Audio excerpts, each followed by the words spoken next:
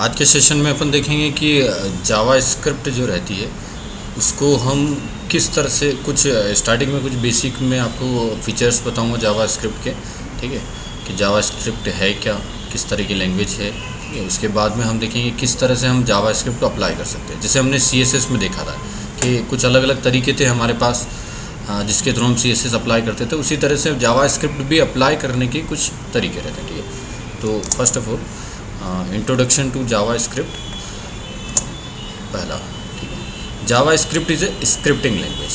ठीक है, अब देखो स्क्रिप्टिंग लैंग्वेज का क्या मतलब रहता है। बेसिकली जिससे एक तो रहती है जैसे एक नॉर्मल लैंग्वेज रहती है जैसे C++। ठीक है, तो ये C और C++ क्या है, ये कंप्लीट लैंग्वेज है। मतलब आप एक प्रोग्राम पूरा C++ में या C में बना सकते हो, उसको एग्जीक्यूट करके उसका आउटपुट ले सकते हो। लेकिन जो स्क्रिप्टिंग लैंग्वेज रहती है वो स्क्रिप्टिंग लैंग्वेज अपने आप में पूरी लैंग्वेज नहीं रहती है। ठीक है, वो स्क्रिप्टिंग लैंग्वेज का कोई भी प्रोग्राम पूरा आपका उसी लैंग्वेज में बनाकर आप एग्जीक्यूट नहीं कर सकते। मतलब इसके स्क्रिप्टिंग लैंग्वेज के लिए क्या रहता है, उसको एक बेस लैंग्वेज की ज़रूरत पड़ती है ना। एक बेस उसको रिक्वायर्ड रहता है, उस बेस के ऊपर वो लैंग्वेज एग्जीक्यूट होती है। ठीक है, जैसे सपोज अगर हम जावा स्क्रिप्ट की बात करें तो जावा स्क्रिप्ट क्या रहता है कि जो HTML है, HTML के साथ में इसका कोड एम्बेड होता है और फिर आपका ये एग्जीक्यूट होता है।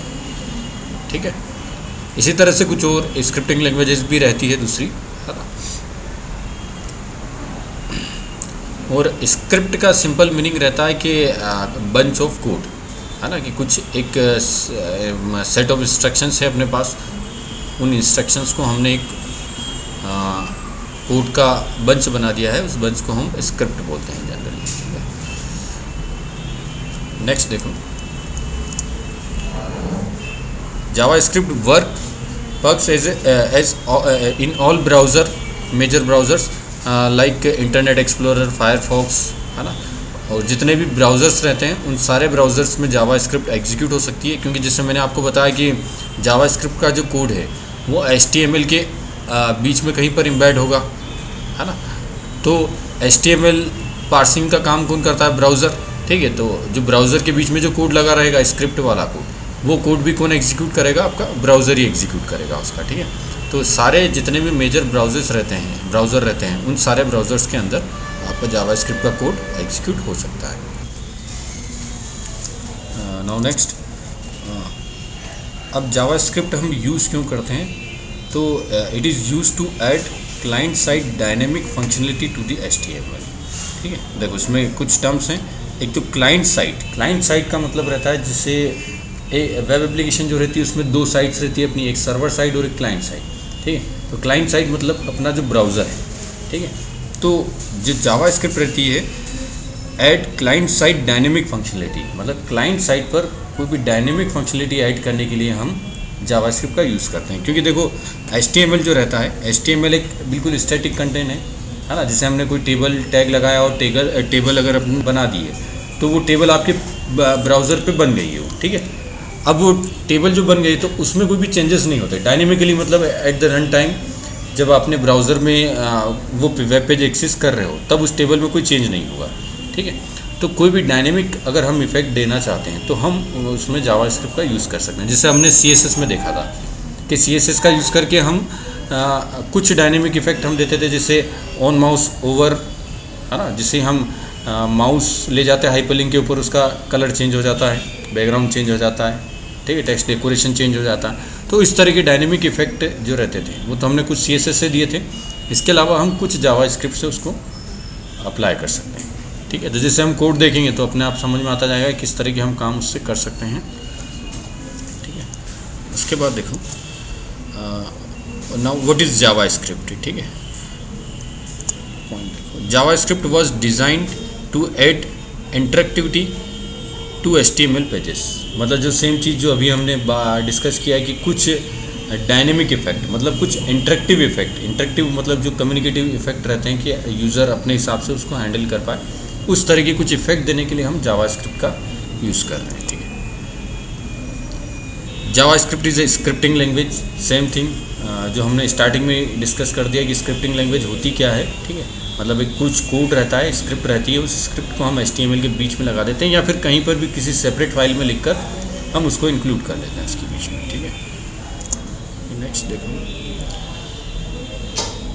अब स्क्रिप्टिंग लैंग्वेज को यहाँ एक सिंगल लाइन में डिफाइन भी कर रखा है कि scripting language is a light weight programming language, है ना। अब मैंने आपको कहा था कि ये पूरी तरह से कंप्लीट प्रोग्रामिंग लैंग्वेज नहीं रहती, कि इसमें सब अगर कंप्लीट प्रोग्रामिंग लैंग्वेज का मतलब क्या रहता है, उसका कंपाइलर है, उसको एग्जीक्यूट करने वाला है ना, ये सारी चीज़ें रहती है, उसमें ट्रांसलेशन होता है, ये सब रहता है। लेकिन इसका जो कोड रहता है एकदम लाइट वेट कोड रहता है, मतलब इसमें फीचर्स भी इतने ज़्यादा हाई नहीं कि ऑब्जेक्ट ओरिएंटेड और सारे फीचर्स नहीं रहते हैं इसमें, ठीक है।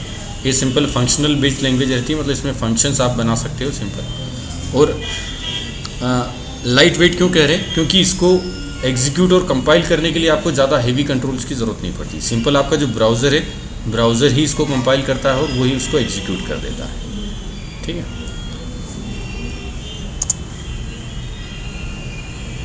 JavaScript is usually embedded directly into the HTML pages, है ना। तो जावास्क्रिप्ट को भी हम डायरेक्ट HTML के पेजेस के बीच में इम्बाइट कर देते हैं, ठीक है। जिस तरह से HTML के लिए अलग से हमको एडिशनल कोई सॉफ्टवेयर की ज़रूरत नहीं पड़ती, उसी तरह से जो जावास्क्रिप्ट है, जावास्क्रिप्ट के भी लिए आपको अलग से कोई सॉफ्टवेयर की ज़रूरत नहीं पड़ती, ठीक है। सिंपल जो अपना ब्राउज़र है वो ब्राउज़र ही सफिशेंट है जावास्क्रिप्ट के लिए।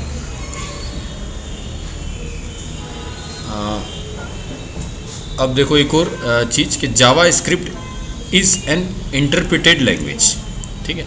अब इंटरप्रिटेड लैंग्वेज का मतलब क्या होता है, एक तो होता है कंपाइलर और एक रहता है इंटरप्रिटर, ठीक है।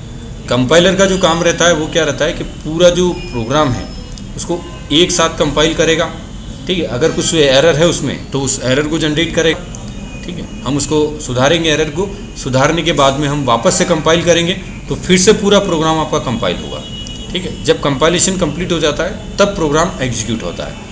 और एक रहता है इंटरप्रिटेशन, ठीक है। इंटरप्रिटेशन उसमें क्या रहता है, हाँ, एक एक लाइन जो रहती है आपकी लाइन, एक लाइन कंपाइल हुई, एग्जीक्यूट हुई, उसका रिजल्ट आया, फिर अगली लाइन कंपाइल हुई, फिर एग्जीक्यूट हुई, फिर उसका रिजल्ट आया, ठीक है। फिर नेक्स्ट लाइन कंपाइल हुई, फिर एग्जीक्यूट हुई, फिर उसका रिजल्ट आया, ठीक है। तो इस तरह से आपका लाइन बाय लाइन कंपाइलेशन और एग्जीक्यूशन होता है, उसको हम बोलते हैं इंटरप्रिटर।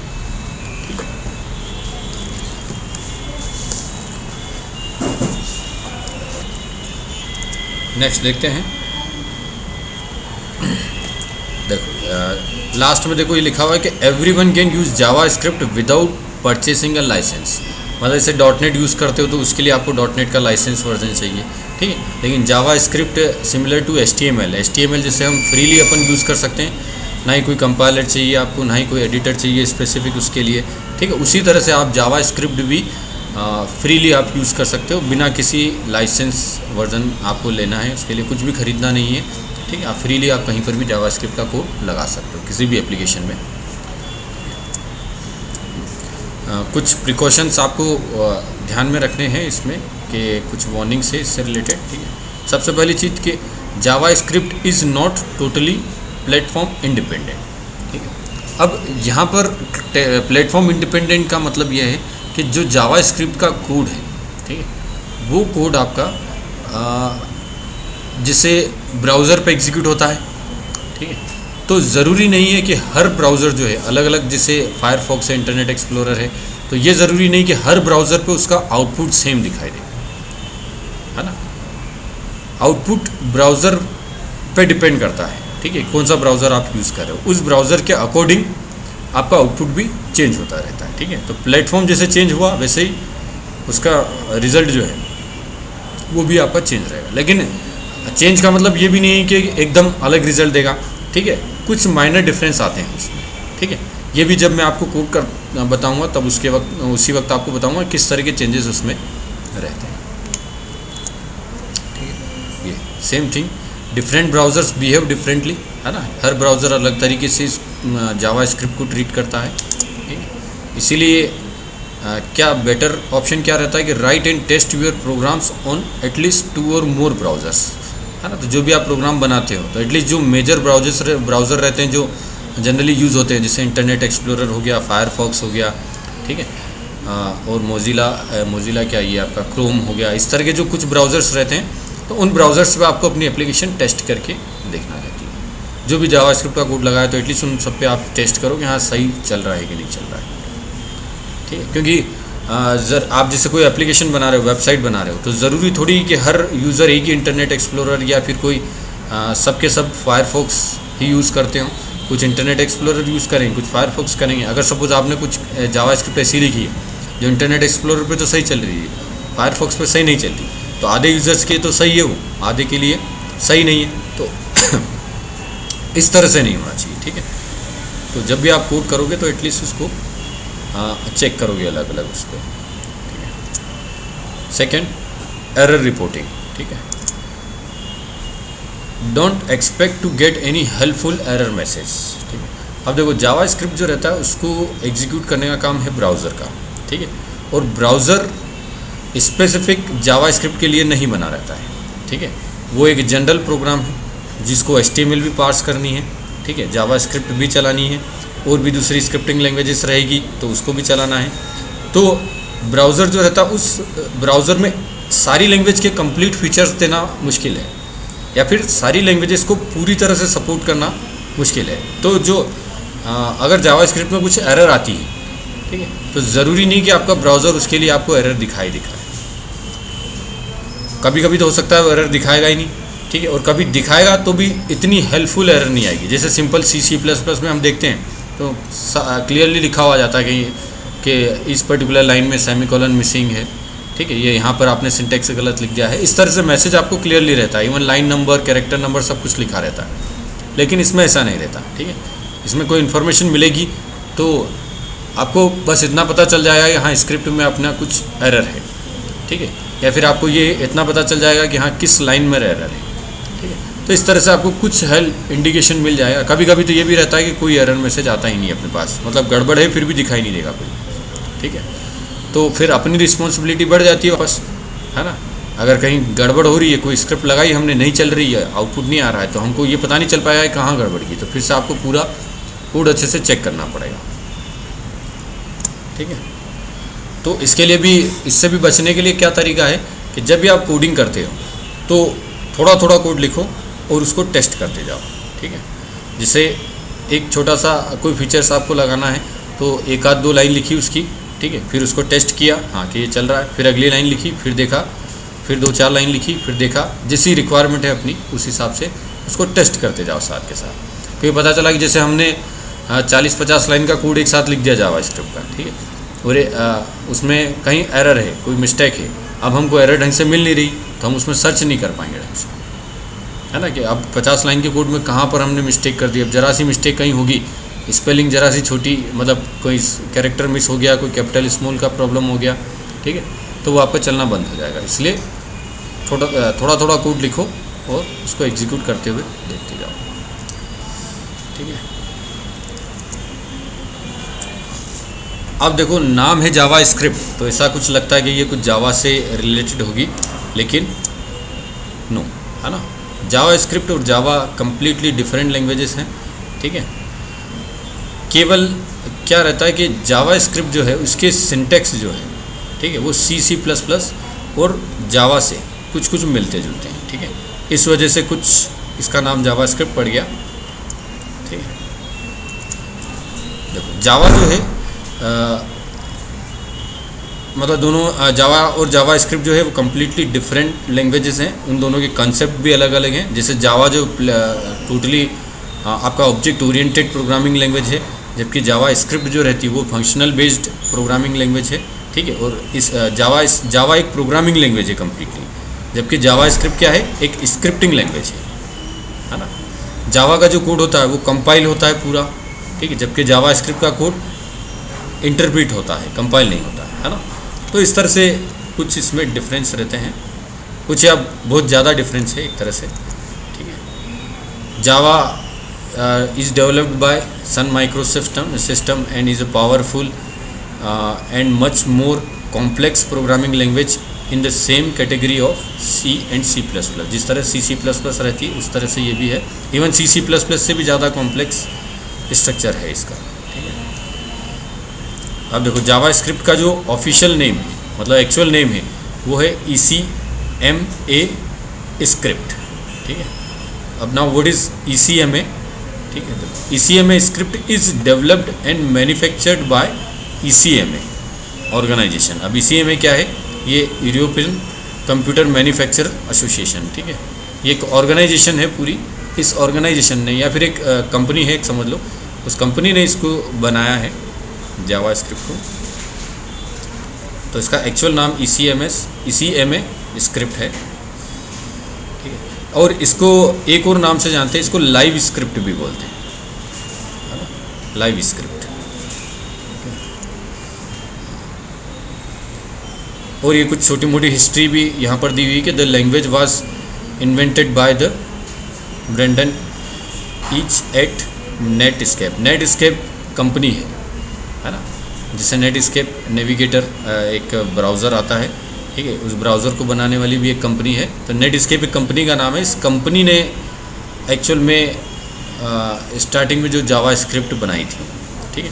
तो स्टार्टिंग में जो जावास्क्रिप्ट बनी थी, तो ये केवल इस जो नेविगेट कंपनी के जो ब्राउज़र्स आते हैं, ठीक है, नेटस्केप कंपनी का जो नेविगेटर करके एक ब्राउज़र आता है, उस ब्राउज़र के लिए बनी थी। लेकिन बाद में ये सारे ब्राउज़र्स पे रन करने लग गई है, ठीक है।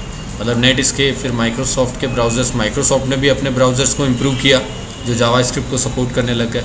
फिर धीरे धीरे करके सारी कंपनीज़ ने अपने ब्राउज़र्स के जो नए वर्जन्स निकाले, वो सब जावास्क्रिप्ट को सपोर्ट करने लग गए, ठीक है। क्योंकि जब स्टार्टिंग में 1996 के अंदर जब ये बनी थी, ठीक है, तो जैसे कोई भी लैंग्वेज रहती है, तो जब लैंग्वेज बनती है तो जैसे ही मार्केट में आती है ना, तो उसके जो प्रॉपर्टीज़ रहती है या फिर ये कह दो कि एडवांटेज रहते हैं, वो सबके सामने आते हैं।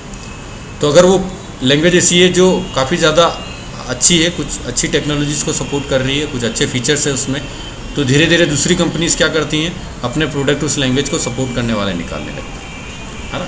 क्योंकि हम अगर अच्छी लैंग्वेज है तो हर कोई यूज़ करना चाहेगा, अगर उसको हर कोई यूज़ करना चाहता है तो फिर सबको अपने ब्राउज़र्स ऐसे रखने पड़ेंगे जो उसको सपोर्ट करते हैं। अगर नहीं सपोर्ट करते हैं तो कोई आपका ब्राउज़र यूज़ करेगा नहीं, ठीक है। तो इस वजह से धीरे धीरे सारी कंपनीज़ ने अपने ब्राउज़र्स को अपडेट कर दिया इस तरह से। अब इसके बाद हम देखते हैं कि किस तरह से हम जावास्क्रिप्ट को HTML के बीच में अप्लाई कर सकते हैं, क्या क्या अपने पास तरीके रहते हैं जिसके थ्रू हम जावास्क्रिप्ट अप्लाई कर सकते हैं, ठीक है। जावास्क्रिप्ट को टेस्ट करने के लिए मैं क्या करता हूँ, एक फ़ोल्डर बना लेता हूँ, ठीक है। ये अपना वही पुराना तरीका है कि हर काम करो तो एक फ़ोल्डर बना के उसमें करो जावा स्क्रिप्ट, ठीक है, कुछ भी नाम दे दो। फिलहाल मैंने जावास्क्रिप्ट के नाम से एक फ़ोल्डर बना दिया है, ठीक है। और वही अपना ड्रीम वीवर ओपन करेंगे, है ना।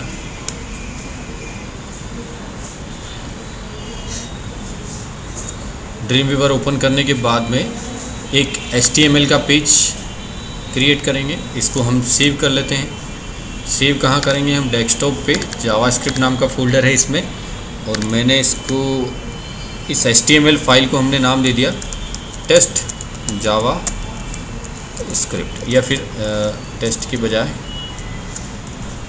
जावास्क्रिप्ट डेमो दे देते हैं .html, ठीक है। तो ये अपना जावास्क्रिप्ट डेमो .html फाइल हो गई HTML की। इसको आप चाहो तो ब्राउज़र में ओपन कर लो किसी भी,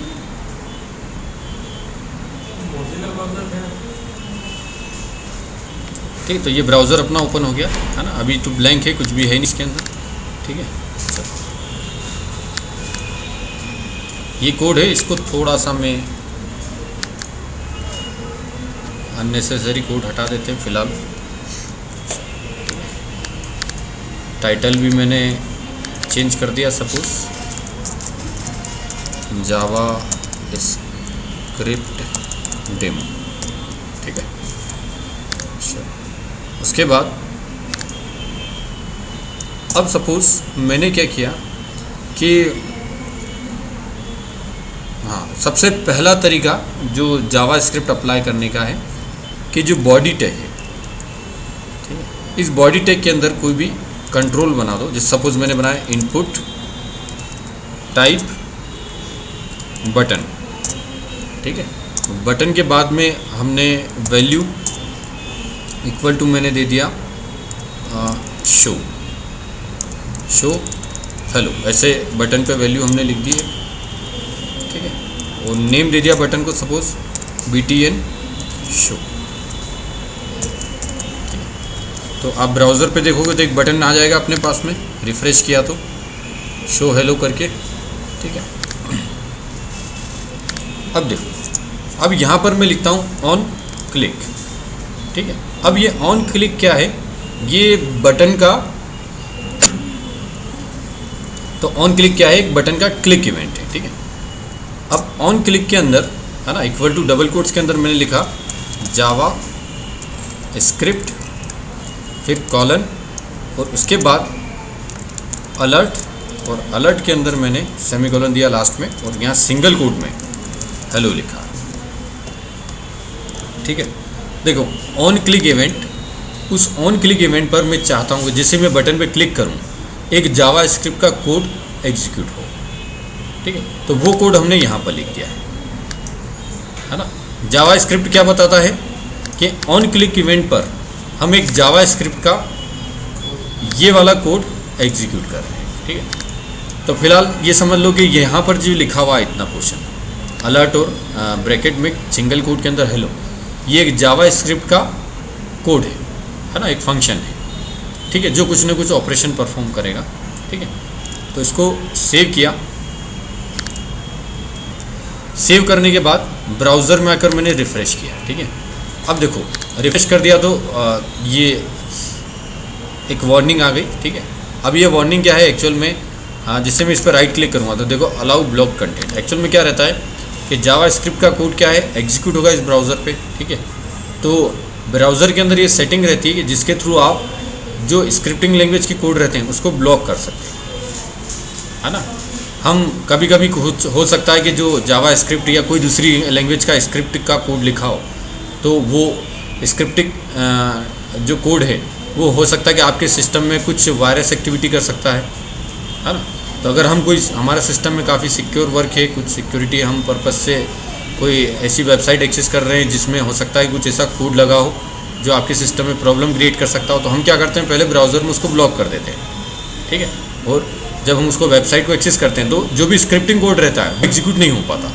तो अभी जो आपका जावा स्क्रिप्ट का कोड है वो एग्जीक्यूट नहीं हो पा रहा, क्यों, ये ब्लॉक है। तो इसको मैंने राइट क्लिक किया और अलाउ ब्लॉक कंटेंट, तो इससे क्या होगा कि वो कोड आपका एग्जीक्यूट होना अलाउ हो जाएगा, ठीक है। अब देखो जैसे ही मैंने इस पर क्लिक किया, ये देखो ये एक मैसेज आ गया हेलो, ठीक है।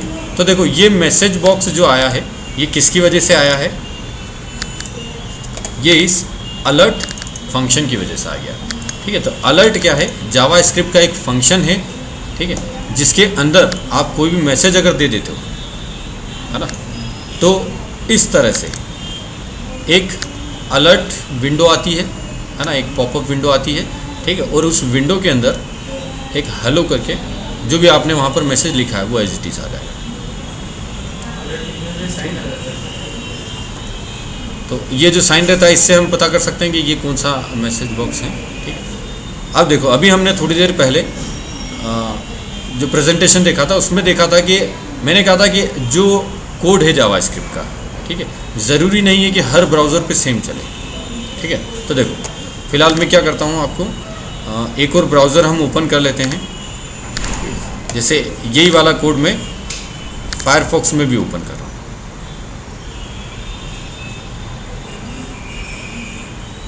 ठीक है।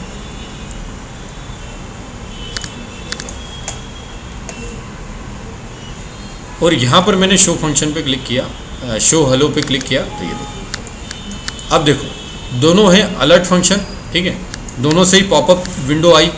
लेकिन देखो अगर इस विंडो को आप देखोगे तो यहाँ लिखा हुआ जावा स्क्रिप्ट एप्लीकेशन, इसकी विड्थ अलग है ना। और अगर यहाँ देखोगे तो यहाँ पर जो मैसेज बॉक्स आया है, ठीक है, उसमें क्या लिखा हुआ, मैसेज फ्रॉम वेब पेज, ठीक है, और इसकी साइज़ भी अलग है, ठीक है। तो लगभग दोनों का काम सेम है, लेकिन हम एग्जैक्टली सेम नहीं कह सकते उसको, ठीक है, क्योंकि यहाँ पर मतलब फायरफॉक्स जो है वो किस तरह से दिखा रहा है, आपके अलर्ट विंडो को इस तरह से दिखा रहा है, और इंटरनेट एक्सप्लोरर इस तरह से दिखा रहा है, ठीक है। तो इस तरह के छोटे मोटे चेंजेस जो रहते हैं वो आपके इसमें आ सकते हैं।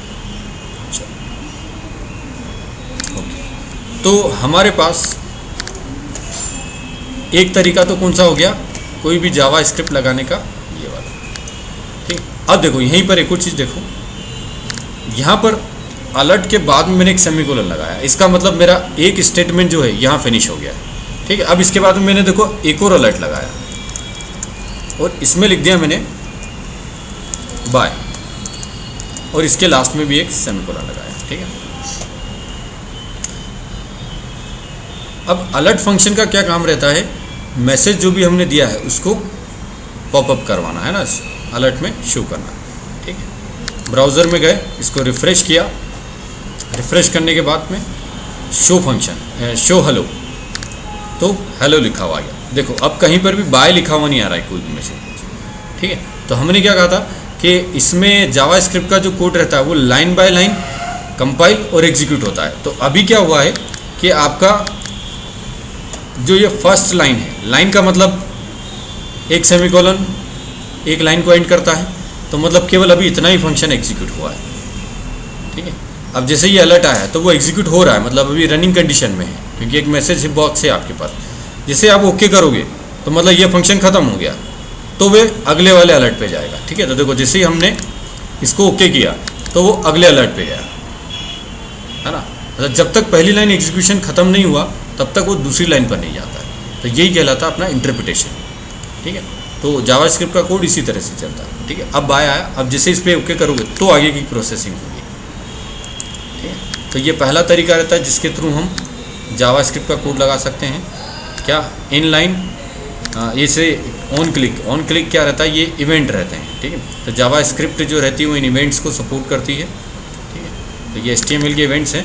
ठीक है, और इन इवेंट्स में हम जावास्क्रिप्ट का कोड एग्जीक्यूट करें।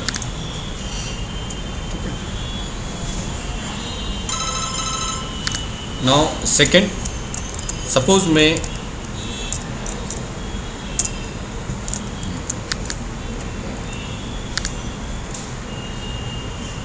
मैं क्या करता हूँ, मैंने लिया इनपुट, या फिर सपोज एक काम करो, ये जो बॉडी है, ठीक है, इस बॉडी के जस्ट ऊपर, जस्ट नीचे मैंने लिखा स्क्रिप्ट।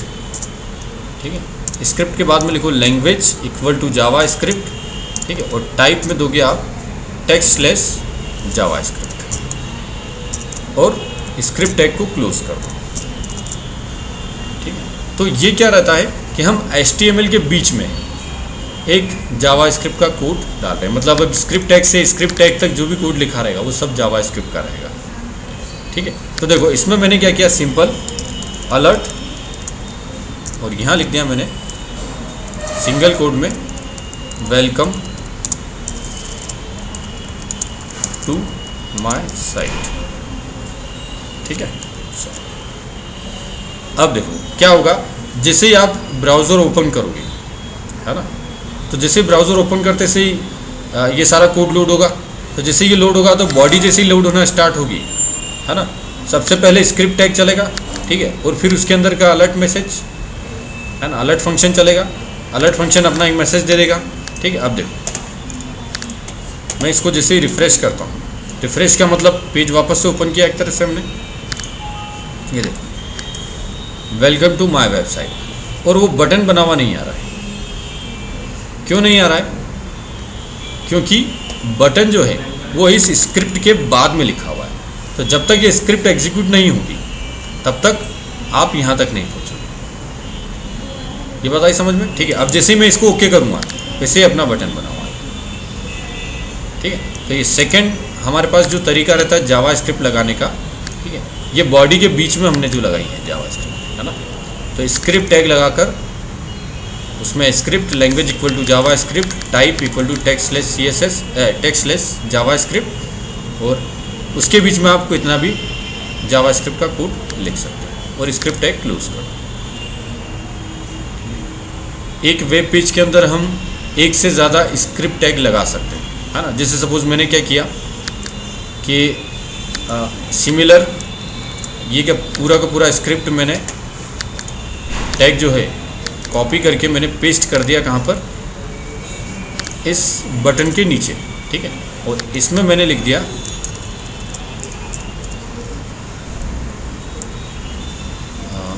बाय,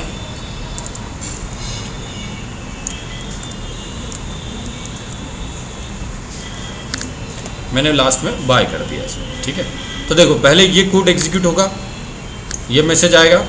उसके बाद जैसे आप ओके करोगे तो फिर ये बटन आ जाएगा, और बटन आते से ही वापस ये भी एग्जीक्यूट हो जाएगा, है ना, क्योंकि ये आपको रोकेगा नहीं।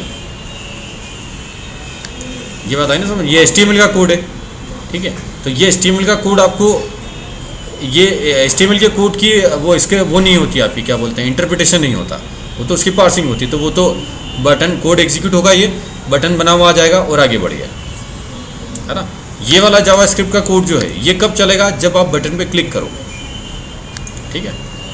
तो देखो इसका जो आउटपुट आएगा, जैसे मैंने रिफ्रेश किया तो सबसे पहले तो वेलकम टू माय वेबसाइट आया। अब जैसे मैं ओके करूँगा तो बटन भी बना हुआ गया और अलर्ट मैसेज में बाय भी आ गया, ठीक है। और ओके तो ये फिनिश। क्लियर है। तो इस तरह से हम जावास्क्रिप्ट का कोड स्क्रिप्ट टैग लगाकर अपने पेज में लिख सकते हैं, ठीक है। अब देखो थर्ड नेक्स्ट तरीका अपने पास क्या है। अब इसके लिए मैं देखो फ़िलहाल मैं ये स्क्रिप्ट टैग हटा देता हूँ, है ना, या फिर हाँ हटा दो, इसको हटा दो, ठीक है।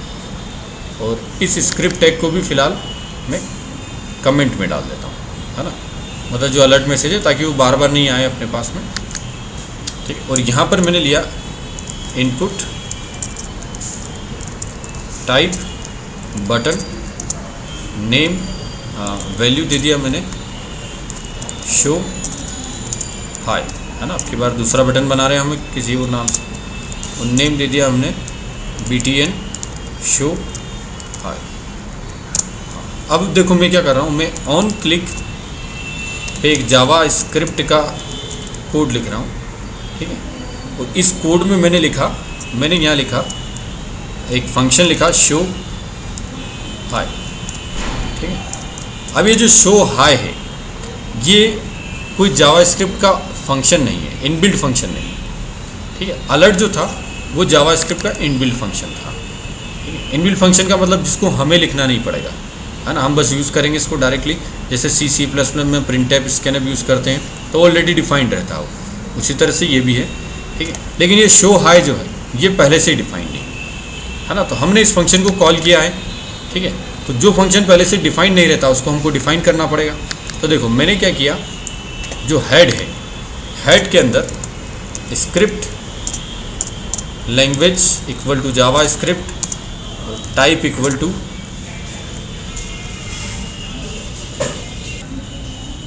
टू क्या दे दिया हमने, टेक्स्ट जावा स्क्रिप्ट, और इसको मैंने क्लोज कर दिया, और यहाँ से स्क्रिप्ट टैग क्लोज कर दो, ठीक है। और इसको ठीक है। अब देखो यहाँ पर मैंने फंक्शन कॉल किया था, कौन सा, शो हाई। तो मैं इसी नाम से एक फंक्शन यहाँ पर बना देता हूँ। अब जावा स्क्रिप्ट में जो फंक्शन बनाने का तरीका रहता है उसके लिए फंक्शन कीवर्ड यूज़ करना पड़ता है, और शो हाई और ब्रैकेट लगा दी। और इस फंक्शन के अंदर मैंने वापस सिंपल वही किया कि अलर्ट, है ना। फिलहाल हम कोडिंग पे कंसंट्रेट नहीं कर रहे हैं, केवल हम ये देख रहे हैं क्या क्या तरीके हैं हमारे पास जिसके थ्रू हम जावास्क्रिप्ट अप्लाई कर सकते हैं। और इसके अंदर मैंने लिख दिया हाई, ठीक है, से। अब देखो इसको रन करके देखते हैं, रिफ्रेश, ठीक है, शो हाई। अब जैसे मैं इस पर क्लिक करूँगा तो ये हाई लिखा हुआ है।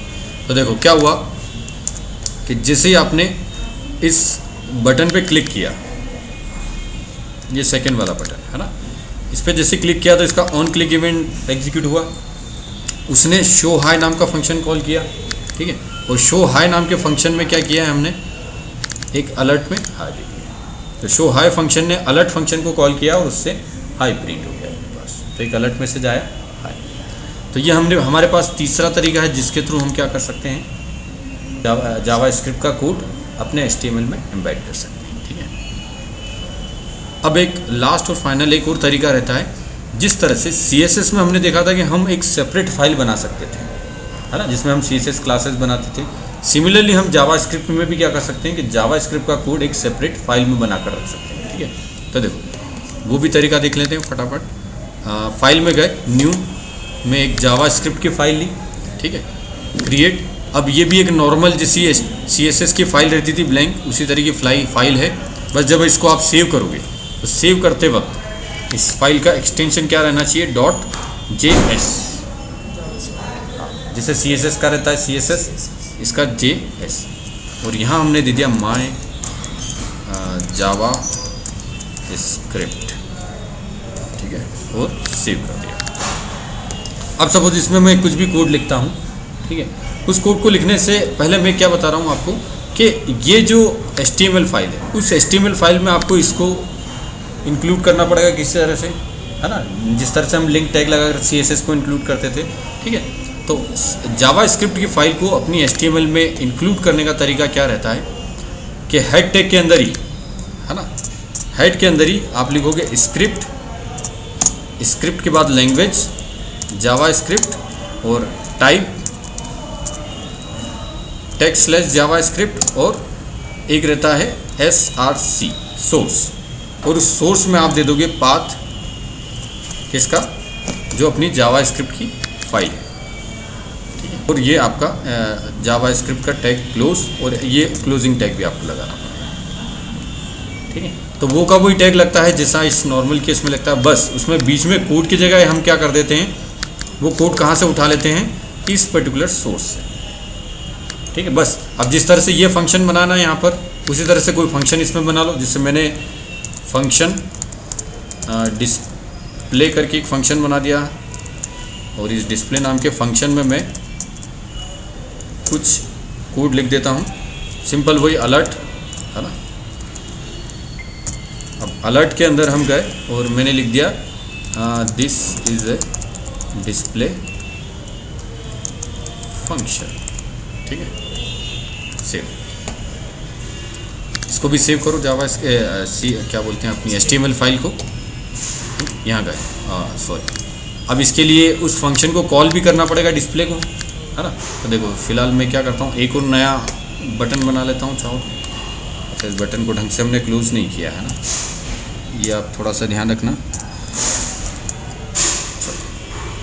सपोज एक और बटन मैंने बना लिया, input type button value display, display के बाद सपोज मैंने ऑन क्लिक, और ऑन क्लिक में हमने क्या लिखा, जावा स्क्रिप्ट कॉलन और डिस्प्ले,